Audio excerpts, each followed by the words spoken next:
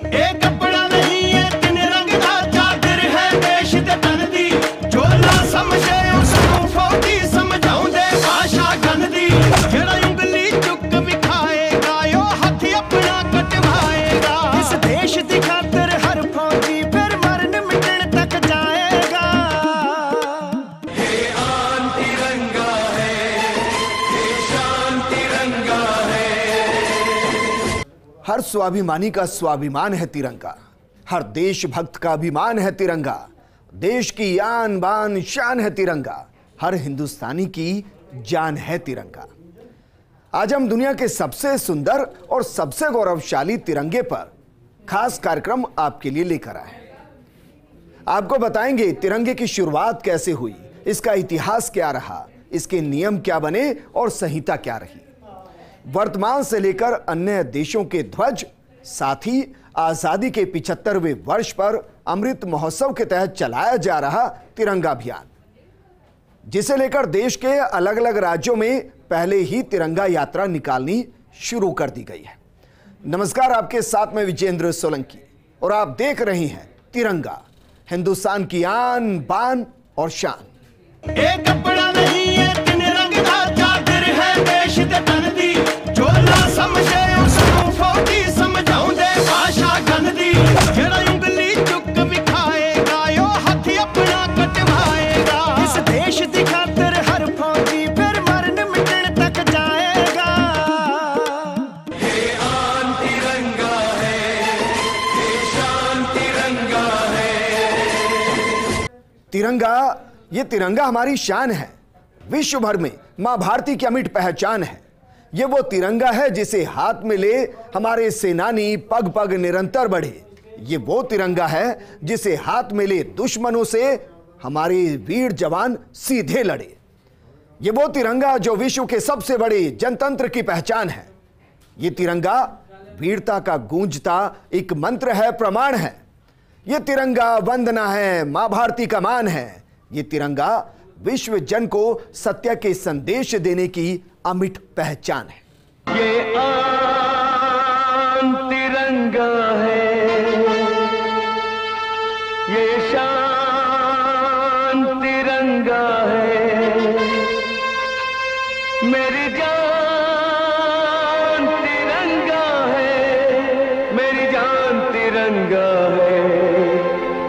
बर्फ के अंधड़ों से टकराने का जोश जो जवानों में भरे वो तिरंगा, दुनिया के सामने भारत के वर्चस्व का जय उद्घोष करे वो तिरंगा, दुनिया की हद से आगे चांद और मंगल पर जो भारत की जय का उद्घोष करे वो तिरंगा,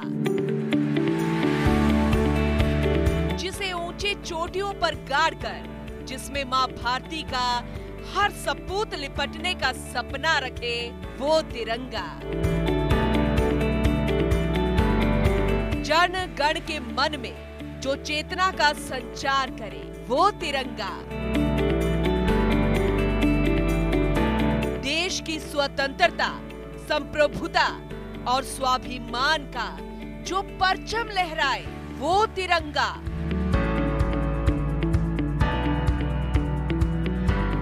तिरंगा जिसका मस्तक केसरिया रंग से सजा, जो दुनिया में भारत के वीरों की वीरता का जिक्र करे, जिसका श्वेत रंग विश्व को शांति का संदेश दे, जिसके श्वेत हृदय के मध्य में अशोक चक्र विराजे, जो भारत की संपन्नता का बखान करे, जिसके हरित रंग के आंचल की सोहत शोभा कभी ना जाए, जो दुनिया को भारत की समृद्धता बताए। तिरंगा ही आरजू, तिरंगा ही आधार, तिरंगा ही जीवन, तिरंगा संपूर्ण भारतवर्ष का है निज गौरव, तिरंगा जिसे राष्ट्र ध्वज का नाम मिला, जिसने भारत को मान दिया, नतमस्तक होते सब तिरंगे पर सब देते हैं इसे सम्मान। आजादी की अमृत वेला में देश के हर घर में तिरंगा, हर जन के मन में तिरंगे के प्रति जज्बा और आस्था। थोड़ी राजनीति है पर तिरंगा ही है हमारा स्वाभिमान। आपको बताएंगे तिरंगे से जुड़ा इतिहास और इसकी गाथा। बने रहिए हमारे साथ। देश का प्रतीक है हमारा तिरंगा, हर हिंदुस्तानी के नजदीक है हमारा तिरंगा। हर डर भुला देता है ये तिरंगा, एक जोश दिल में जगा देता है ये तिरंगा। यही वजह है कि देश भर में हर घर पर तिरंगा लगाकर आजादी के लिए प्राण न्योछावर करने वाले वीर शहीदों को नमन किया जा रहा है। उनके बलिदानों को देश भर में याद किया जा रहा है। पूरा देश जाति पाति के बंधनों से मुक्त होकर तिरंगे के प्रति अपना सिर झुकाकर सलाम कर रहा है। तिरंगा जीत है, तिरंगा जश्न है, तिरंगा जोश है, तिरंगा जुनून है, तिरंगा ही पहचान है। 125 करोड़ आबादी वाले इस देश में तिरंगे के लिए हर किसी के अलग भाव हो सकते हैं, लेकिन देश की आजादी के 75वें वर्ष पर देशवासियों में तिरंगे के प्रति जो जुनून है वो परवान है। प्रधानमंत्री नरेंद्र मोदी ने भी देश को संदेश दिया कि हमारी पहचान ही हमारा उत्सव है। उन्होंने लोगों से अपील की कि लोग अपने घर पर तिरंगा लगाकर इस महोत्सव को मनाएं। उन्होंने देशवासियों से सोशल मीडिया की डीपी पर तिरंगा लगाकर इस अमृत महोत्सव के जश्न को मनाने की भी अपील की। मेरे प्यारे देशवासियों, आजादी के अमृत महोत्सव के तहत 13 से 15 अगस्त तक एक स्पेशल मूवमेंट हर घर तिरंगा, हर घर तिरंगा का आयोजन किया जा रहा है। इस मूवमेंट का हिस्सा बनकर 13 से 15 अगस्त तक आप अपने घर पर तिरंगा जरूर फहराएं या उसे अपने घर पर लगाएं। तिरंगा हमें जोड़ता है, हमें देश के लिए कुछ करने के लिए प्रेरित करता है। मेरा एक सुझाव ये भी है कि 2 अगस्त से 15 अगस्त तक हम सभी अपनी सोशल मीडिया प्रोफाइल पिक्चर में तिरंगा लगा सकते हैं। वैसे क्या आप जानते हैं, 2 अगस्त का हमारे तिरंगे से एक विशेष संबंध भी है। इसी दिन पिंगली वेंकैया जी की जन्म जयंती होती है, जिन्होंने हमारे राष्ट्रीय ध्वज को डिजाइन किया था। मैं उन्हें आदरपूर्वक श्रद्धांजलि अर्पित करता हूं। अपने राष्ट्रीय ध्वज के बारे में बात करते हुए मैं महान क्रांतिकारी मैडम कामा को भी याद करूंगा। तिरंगे को आकार देने में उनकी भूमिका बेहद महत्वपूर्ण रही है।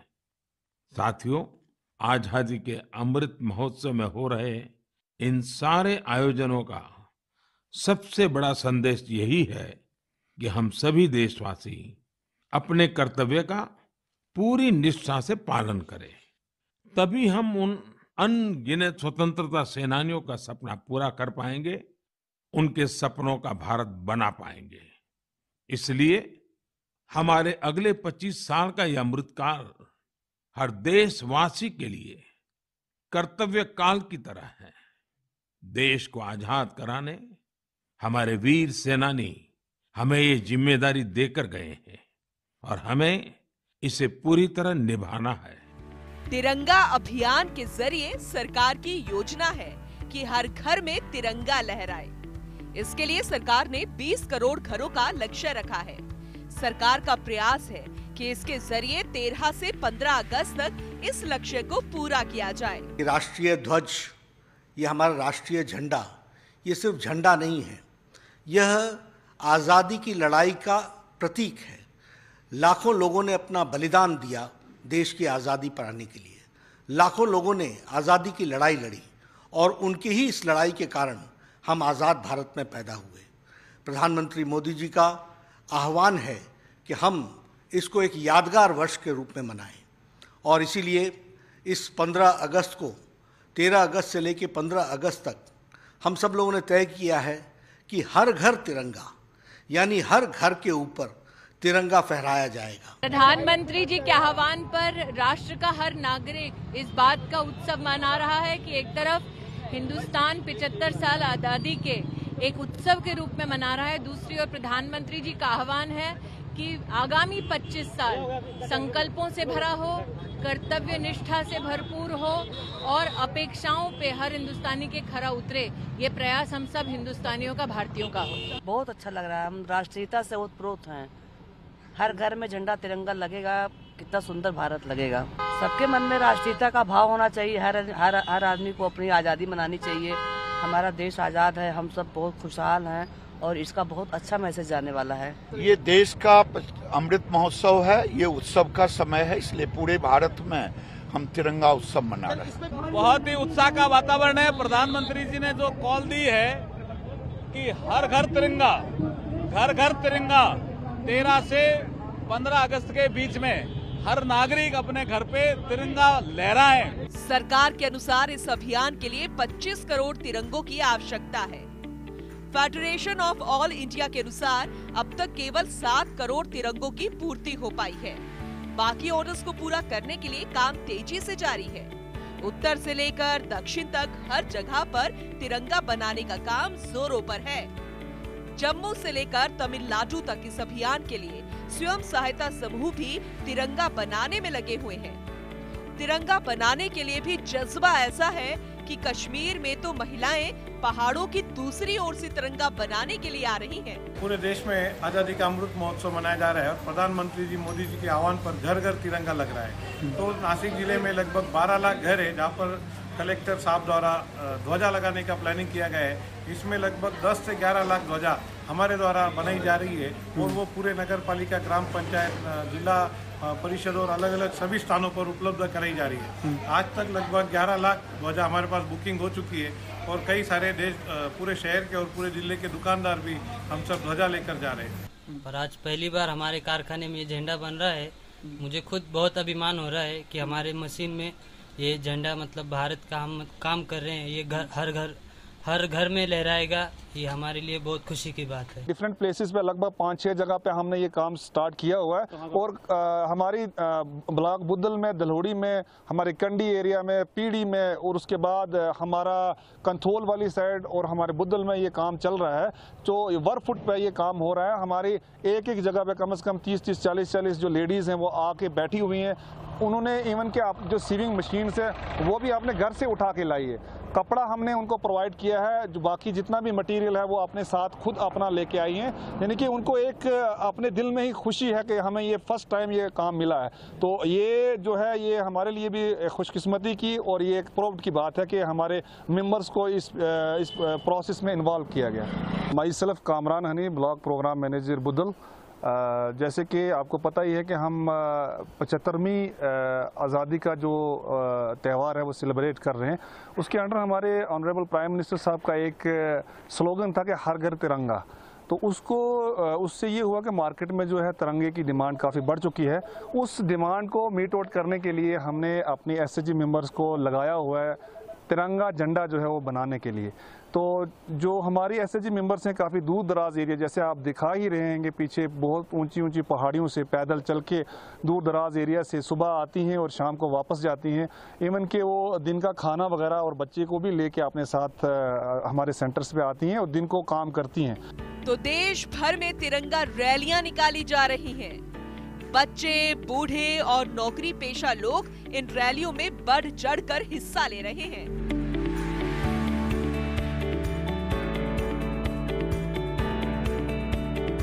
आज़ादी का अमृत महोत्सव के इस श्रृंखला में भारत सरकार का जो कार्यक्रम है ये 75 सप्ताह पहले शुरू किया गया था और इसको बच्चों तक और घर घर तक पहुंचाने का संदेश जो है वो हम लोग कर रहे हैं। और आज़ादी की इस अमृत महोत्सव में 75वीं वर्षगांठ पर हम भारत सरकार के इस कार्यक्रम को जन जन तक और हर आदमी तक ले जाने का पूरा प्रयास करेंगे, और जिससे भारत सरकार की जो कोशिशें हैं और उनका जो मनोरथ है वो पूरा हो सके। झंडे के लिए और बड़ा है, कितनी शान से लोग यहाँ पे झंडा फहरा रहे थे। हमने यहाँ पे जो झंडे हैं वो लोगों में डिस्ट्रीब्यूट भी कर रहे हैं, पूरी इंडिया में हम कर रहे हैं, और लोगों को हमने जो जानकारी दी है इम्पोर्टेंट झंडे के बारे में। सबसे महत्वपूर्ण हमारा जो मैसेज था आज का कि जो ये कैंपेन है ये 3 दिन की कैंपेन नहीं है। हर एक स्वाभिमानी भारत को झंडा 13 तारीख से लगाना जो शुरू कर रहे हैं उसको उतारना नहीं है, और अपने घर में हर घर तिरंगा 365 दिन और आने वाले हर सालों में लगातार फहराना है और एकजुट होकर देश को आगे ले जाना है। 75 वर्षों में ये पहला मौका है जब अपने प्रधानमंत्री के आह्वान पर पूरा देश एकजुट होकर के तिरंगे के सम्मान में खड़ा हुआ है। तो वहीं इस अभियान से छोटे कारीगर और स्वयं सहायता समूह भी खुश हो रहे हैं कि उन्हें इस अभियान का हिस्सा बनने का गौरव भी प्राप्त हो रहा है।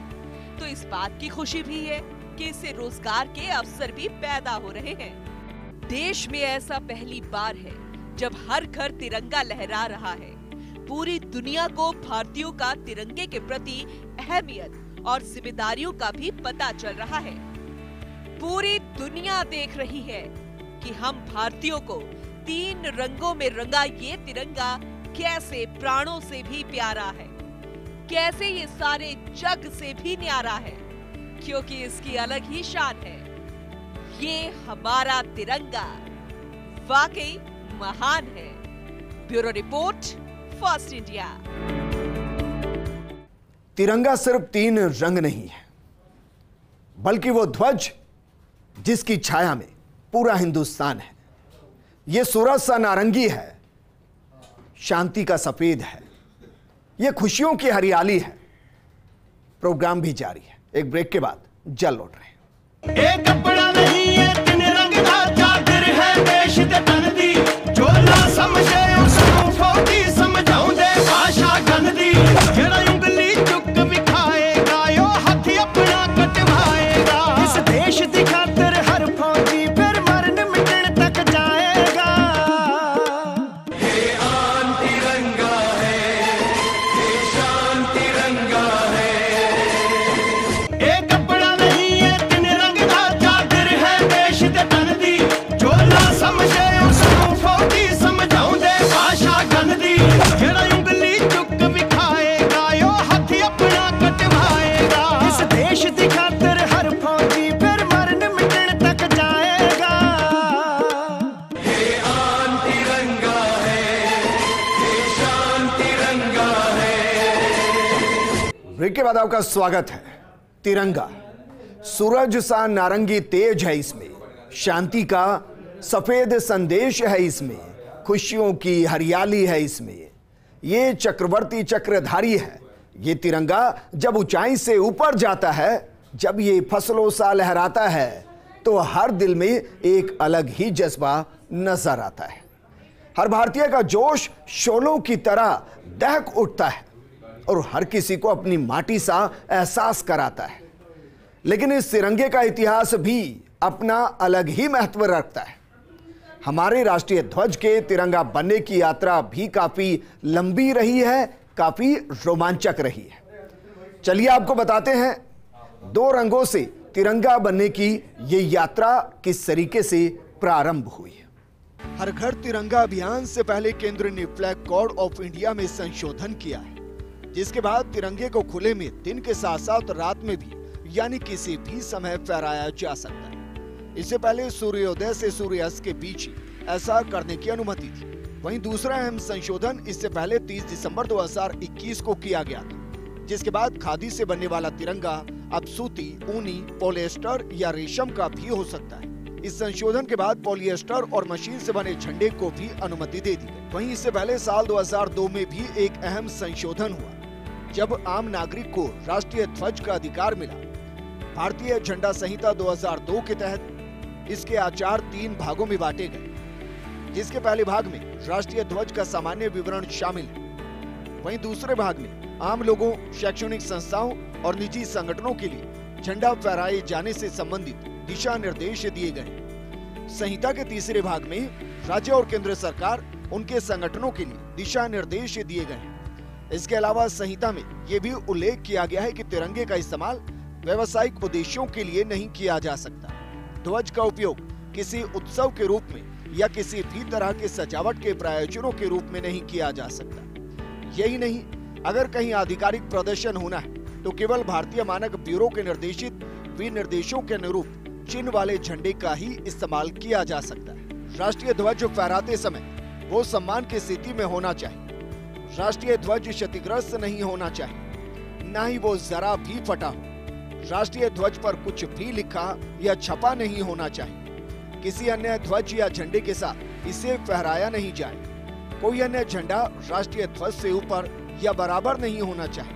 किसी भी प्राइवेट वाहन पर झंडा नहीं फहराया जाना चाहिए। वाहन में झंडा लगाने के लिए ध्वज संहिता में प्रावधान निहित है। राष्ट्रीय ध्वज में केसरिया रंग सबसे ऊपर होना चाहिए। जब तिरंगा लंबवत प्रदर्शित किया जाता है तो केसरिया रंग की पट्टी दाईं ओर हो। फूल, माला या प्रतीक सहित कोई भी चीज राष्ट्रीय ध्वज के ऊपर नहीं होनी चाहिए। आजादी से पहले भारत में 562 से ज्यादा रियासतें थी और इन सभी रियासतों के लिए अलग अलग झंडे थे।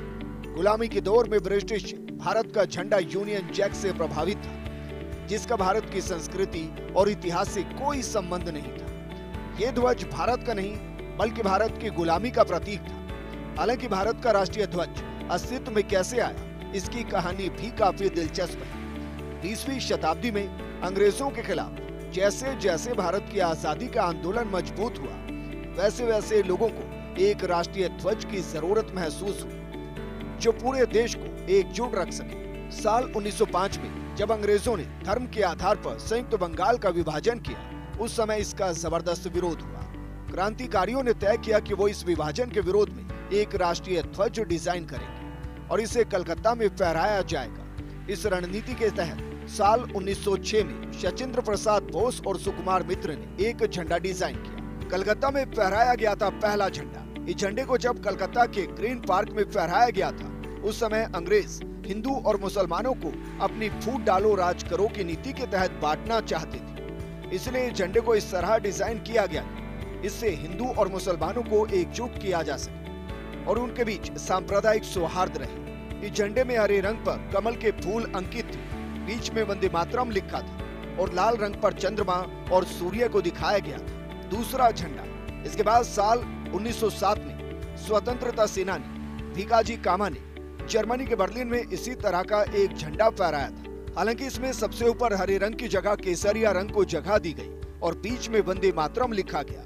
वहीं इसमें चांद और सूरज के 7-8 सितारे बने थे। इसके 10 सालों के बाद साल 1917 में लोकमान्य तिलक और एनी बेसेंट द्वारा भी एक झंडा डिजाइन किया गया था। तीसरा झंडा।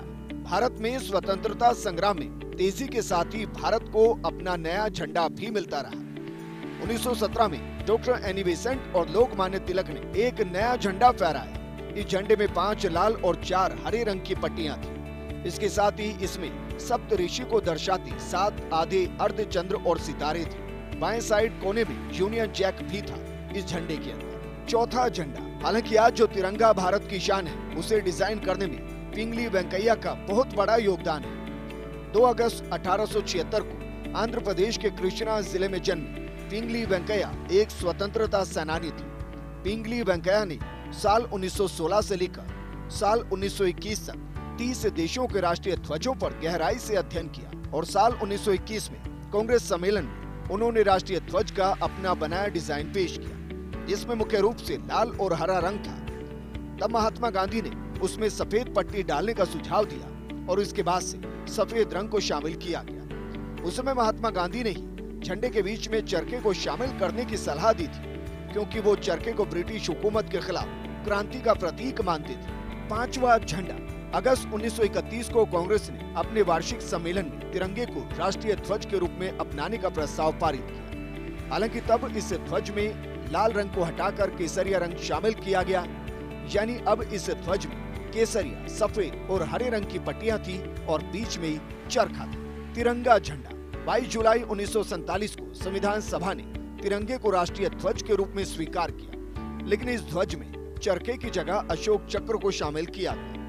ये एक नीला चक्र था जिसे अशोक का धर्म चक्र भी कहा जाता है। और तभी से देश को एक स्थायी झंडा और स्थायी पहचान मिल गई, जिसकी आज तक हम सभी के दिल में एक अमिट छाप बनी हुई है। Bureau report, first India news.